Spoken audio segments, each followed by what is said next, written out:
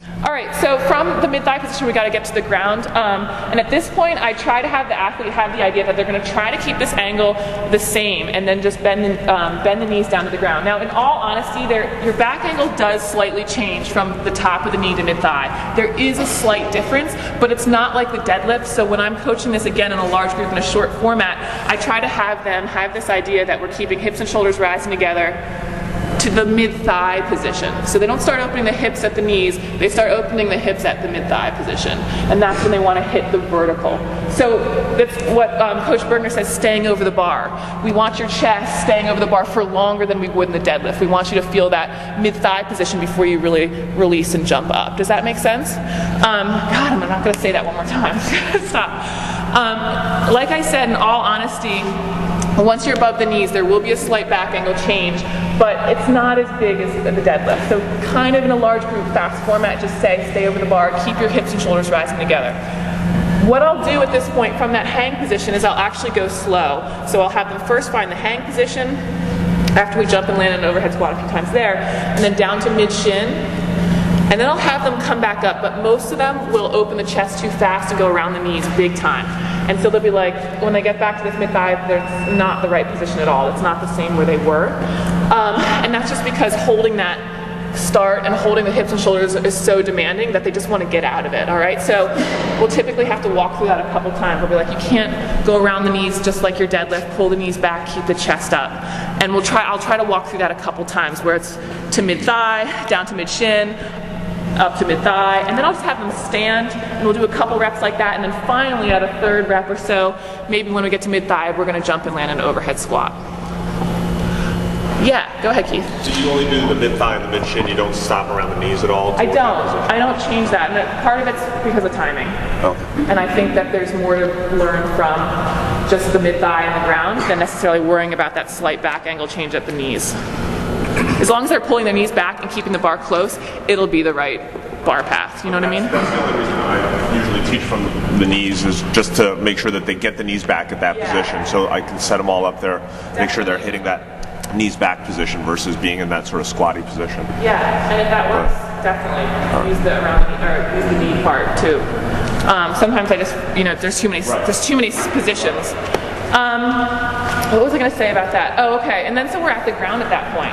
And I always do this with my group, is I'll have them go to mid-shin, and we've already done like we're going to come up to mid-thigh and all that stuff, but then one of them I'll go at mid-shin and I'll just call jump and land an overhead squat. Inevitably you just see a disaster because they get so excited about it. They're like, yeah, woo! And they just like go for it, and you're like, all right. So, but I do that on purpose because for a lot of beginners, they just lose the positioning off the ground. The snatch is pretty easy from mid-thigh. It's really off the ground where there's some issues. So what I stress here is the 3 pulls of the lift. All right, so we got the first pull, which is from the ground to mid-thigh. The second pull is to hit triple extension. I tell them that that's the hips, the knees, and the ankles, because sometimes they're a little confused. And the third pull is to change the direction, the shrug underneath the barbell. All right, and so that first pull, all the way until we get that mid-thigh position, is what we just call a positioning pull. We need you in this position. We need you to find mid-thigh. We need you to be all set and ready to go. It's the second pull where all the speed is.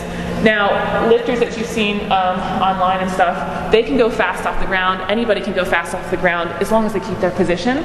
But for most people, when they're learning this movement, they just want to rock it. They lift their hips too fast, chest too fast. They just want to go fast out of the bottom. And so I try to say slow, slow, slow to mid-thigh, and then we jump like hell. Does that make sense?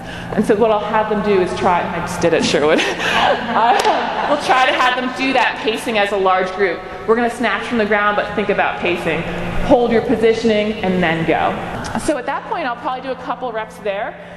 And I typically will then run an active classroom where I saw somebody with just a horrific start position where they're just like, totally something like this, look like they're about to face plant, terrible. And I'll run the group where I'll have the group come around that person. I don't ever make somebody actually snatch in front of 30 other people at that point. You can, I don't think it's terrible, but sometimes people are a little bit weird about that, especially with the snatch.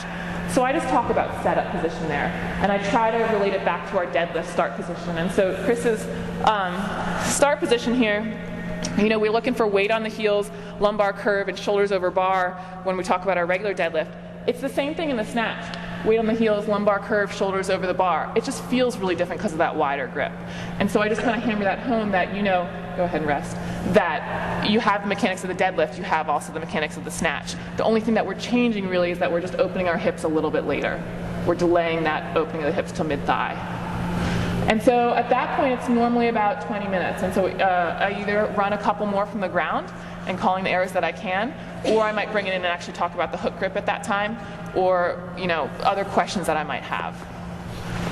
So I think that took way longer than 15 minutes. John? Do you think that at the beginning stage, and I realize that we're really just hammering gross mechanics into them at this point, do you think there's any value in talking about the third pull being active for these guys? Yeah. Definitely. Definitely. I know I didn't really understand what was going on in that for a long time, and so I think sometimes talking about it will help for sure. But I sort of say that for a question, and I rather have hip extension and good mechanics than worrying about that necessarily. So sort of depending on how you see it across the group, or if you have that question.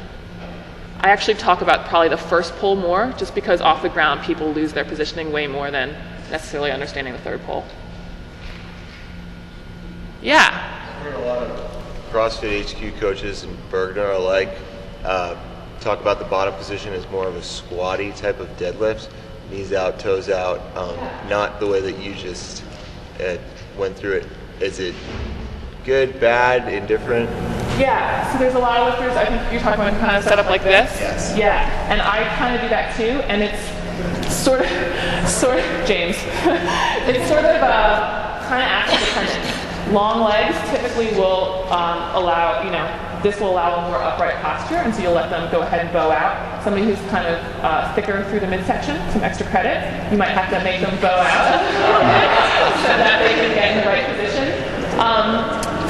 But then you do lose some, Kelly's really big on the toes forward and what that creates in terms of power and torque and all that stuff. So ideally, if you could do it with toes forward, I think that's more stronger. I think it's a stronger position, but if it means that you can't be shoulders over the bar, lumbar curve, weight on the heels, then it's no good. Then you have to give up something else so that you can achieve that. So it's kind of active dependent. What I've seen a lot is people go to snatch good traditional deadlift and they can't maintain their lumbar curve. Yeah. So putting them in that squat and putting them in a frog stance sometimes alleviates that temporary fix. Definitely. And the other thing is too, how it might differ than some deadlift setups. If people are that deadlift setup that are way over the bar, they're going to feel much more squatty. They're not necessarily going to be quite as they would. And we like that because if they're way over the bar when they get here, they typically have so much distance to open their hips, they tend to kettlebell swing it more often. And that's why if we get them more vertical, they're going to tend to jump up a little bit easier than necessarily forward. Does that make sense? Yeah. Damn it.